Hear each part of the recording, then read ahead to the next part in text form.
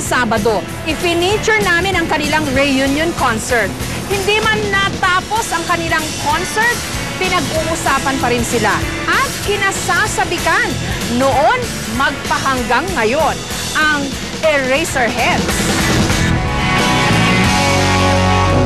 Mo si panuman. Sino nga ba ang hindi nasenti at napakanta sa Ang Huling El Bimbo?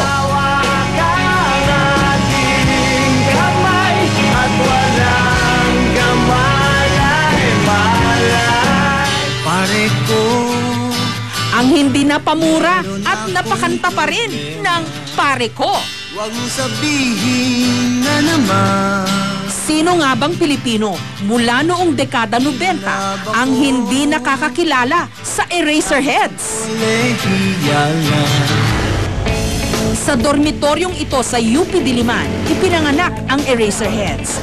Mag-dormmate sina Buddy Zabala, Raymond Marasigan at Marcos Adoro. Dito kami nagkita-kita. Doon sa may mess hall. Oo, doon nakaupo si Raymond nagigitara. Kala ko gitara mo yan. Hindi. Gitara ko ba yun? Wala, hindi natin gitara yun. Hindi namin gitara. Hindi namin gitara yun. Isang taon ang tanda sa kanila ni Ellie Buendia na sa kalaunan nakasama ng grupo bilang lead singer. Nung una, sa mga maliliit na pagtitipon sa UP lang sila tumutugtog o sa tinatawag na underground. Hanggang sa nabalita ng husto ang husay nila sa pagtugtog at kung paano nasasakyan ng napakaraming kabataan ang kanilang mga awitin. Hanggang sa ang dating underground lang na banda, naging mainstream. Ayon kay Erwin Romulo, perfect ang timing ng pasok ng Eraserheads. Sa mahabang panahon raw kasi, walang bandang click sa kabataang Pinoy. Hanggang sa dumating nga ang Eraserheads. People were waiting for something. Yung mga bata talaga, yung so-called Generation X, really needed something na na sa kanila talaga. Kapag pinag-aralan ang mga kanta ng Eraserheads, makikitang simpleng-simple ang lyrics. Yung mga tipong sinasambit ng mga kabataan, maging sa pang-araw-araw nilang buhay. Hindi makata, katulad ng karaniwang kantang Pinoy. Alam mo yung mga ganun lyrics, yung pag may kinakwento ka, hindi mo na ma-express. Yung, oh, Diyos ko, ano ba naman to? Di ba Diba, alam mo, it really is conversational. Kung minsan, pati buhay ng mga taong malapit sa Eraserheads, pinagkakatuwaan nilang gawan ng kanta. Ang Julie Tear Jerky halimbawa, kwento ng kanilang road manager na iyakin din daw.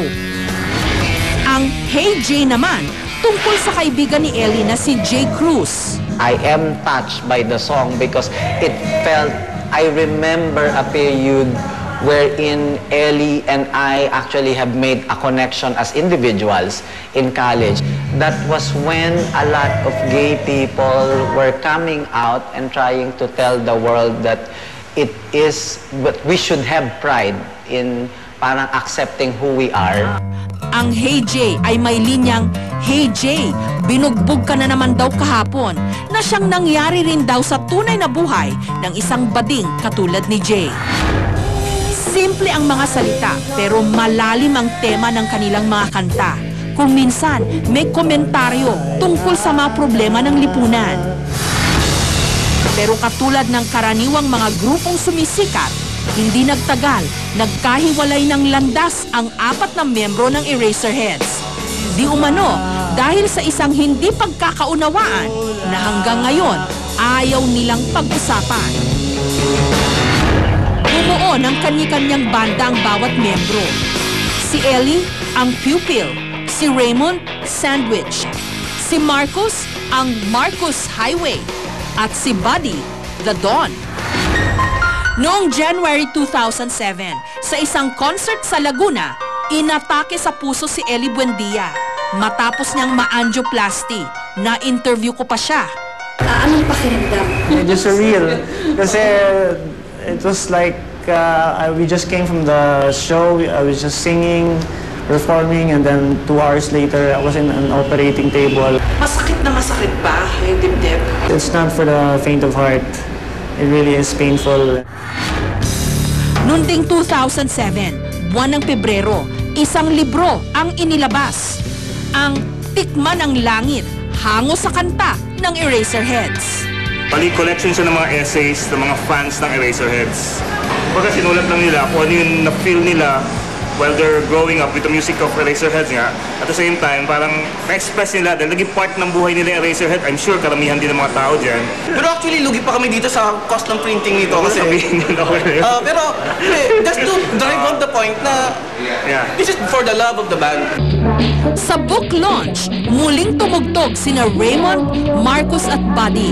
Pero wala si Ellie na nooy nagpapagaling pa lang. Marami ang umasa na darating ang araw, muling mabubuo ang bandang nagpasaya at nagpakanta sa kasalukuyang henerasyon ng mga kabataang Pinoy. Marami ang umasa na muli silang mapapakinggan.